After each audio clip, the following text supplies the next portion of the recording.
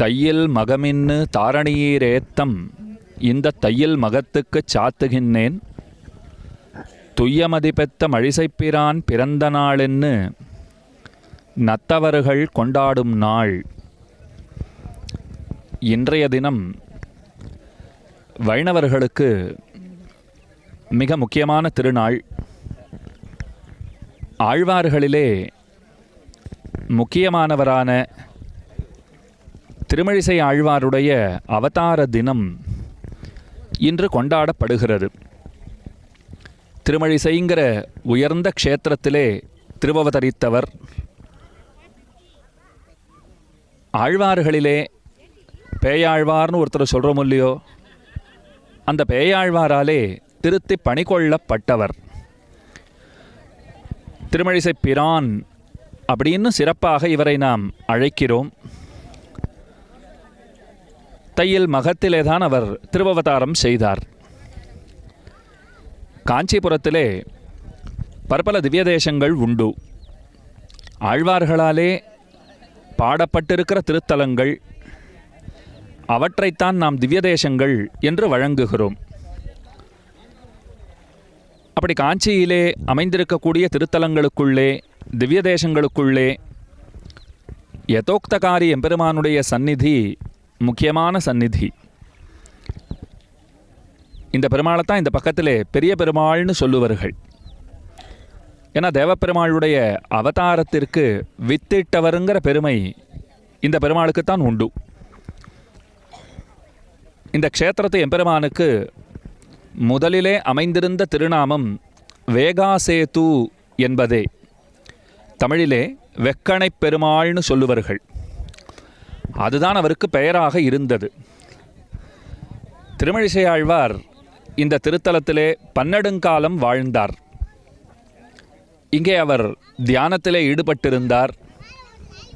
கணிகண்ணன்கிற சீடர் திருமழிசை ஆழ்வாரோடே இருந்தார். அந்த கணிகண்ணனோடே இந்த ஊர், அதாவது காஞ்சிபுரத்து ராஜாவிற்கு ஏதோ பிணக்கு ஏற்பட்டது, மனக்கசப்பு. அதனால் கணிகண்ணனை ஊரை விட்டே போகும்படி ராஜா ஆணையிடுகிறான். கணிகண்ணன் புறப்பட தயாரானார். நேரே ஆச்சாரியனிடத்திலே, குருவினிடத்திலே வந்தார். அதாவது திருமழிசை ஆழ்வாரிடத்திலே வந்தார். ராஜா என்னை ஊரை விட்டே வெளியிலே போக வேண்டும்னு சொல்லுகிறான். அரசாணைங்கிறத மீற முடியாது, அதனாலே நான் கிளம்புகிறேன்னார். ஆழ்வார் சொன்னார், மிகச்சிறந்த சீடனான உன்னை விட்டுவிட்டு நான் மட்டும் இங்கே என்ன செய்ய போகிறேன்? உன்னுடனே நானும் வருகிறேன் அப்படின்னு புறப்பட்டுட்டார். அப்போ தான் ஆழ்வாருக்கு நினைவிற்கு வந்தது, நீயும் போகிறாய், நானும் போகிறேன். இந்த வேகாசேத்து பெருமாள் மட்டும் இங்கே இருந்து என்ன செய்ய போகிறார்? அவரையும் அழைத்து கொண்டு போவோம் அப்படின்னு பகவானிடத்திலே போய், கணிகண்ணன் போகின்றான், காமருபூங்கச்சி மணிவண்ணா நீ கிடக்க வேண்டா, துணிவுடைய சென்னாப்புலவனும் போகின்றேன், நீ முந்தன் பைன்னாகப்பாய் சுருட்டிக்கொள் அப்படின்னு சொன்னார். ஆழ்வார் சொன்னதுதான் தாமதம். உடனே படுத்துருக்கிற பெருமாள் எழுந்து அமர்ந்தார். எழுந்து அமர்ந்தவர் எழுந்து நின்றார். ஆதிசேஷனை பாய சுருட்டுறா போல சுருட்டின்றார். கை இடுக்கில் வச்சுட்டார். போகலாம்னு கிளம்பிட்டார்.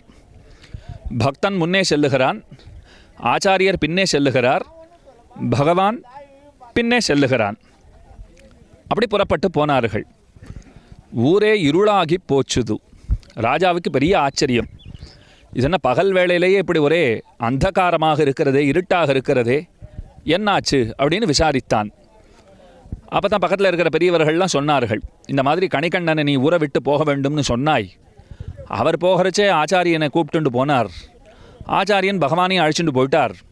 ஒரு பாகவதன், ஒரு ஆச்சாரியன், பகவான், இவர்களெல்லாம் இருந்தால் தானே ஒரு ஊராகவே மதிக்க தகுந்ததாக இருக்கும்.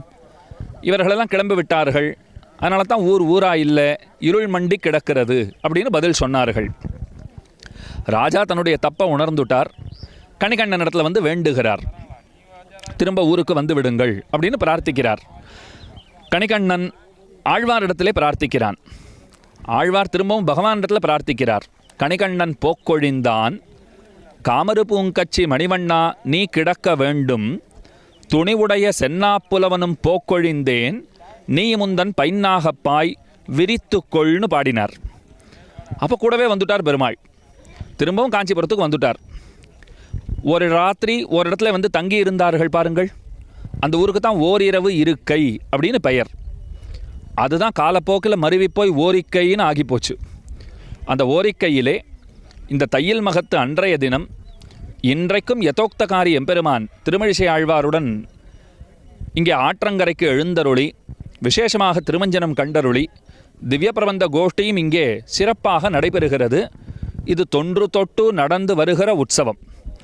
இந்த திவ்ய தேசத்துக்குன்னே அமைந்திருக்கிற மிகப்பெரிய உற்சவம் நாள் அது தையில் மக உற்சவம் தான்னு சொல்லலாம். இப்போ முதல்ல பெருமாளுக்கு வேகாசேத்து பெருமாள், வெக்கணை பெருமாள்னு தானே பேர்.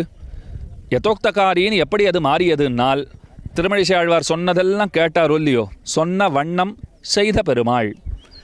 பக்தானுகந்தூன்னு வேதாந்த தேசிகன் கொண்டாடுகிறார். பக்தர்களை பின்தொடர்ந்து போனார், திருமழிசை ஆழ்வாரை பின்தொடர்ந்து போனார், அவருடைய ஆணைக்கு இணங்கினார் பெருமாள்.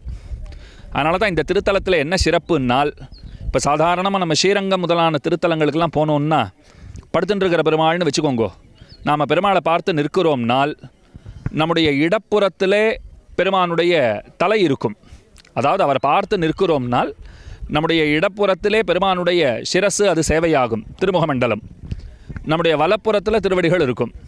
ஆனால் யதோக்தகாரி எம்பெருமான் சந்நிதியிலே நம்முடைய வலப்புறத்தில் திருமுகமண்டலம், நம்முடைய இடப்புறத்திலே, இப்போ அடியன் சொல்கிறது நம்ம நேர பார்த்து நிற்கிற நிலையிலே, அப்போ நம்முடைய இடப்புறத்திலே பெருமானுடைய திருவடிகள். அப்படி மாறிப்படுத்துட்டு இருக்கார். எதனால் மாறிப்படுத்தார்னால், ஆழ்வார் சொன்னார், நான் கேட்டேன், இதை உலகம் தெரிஞ்சுக்க வேண்டாமா?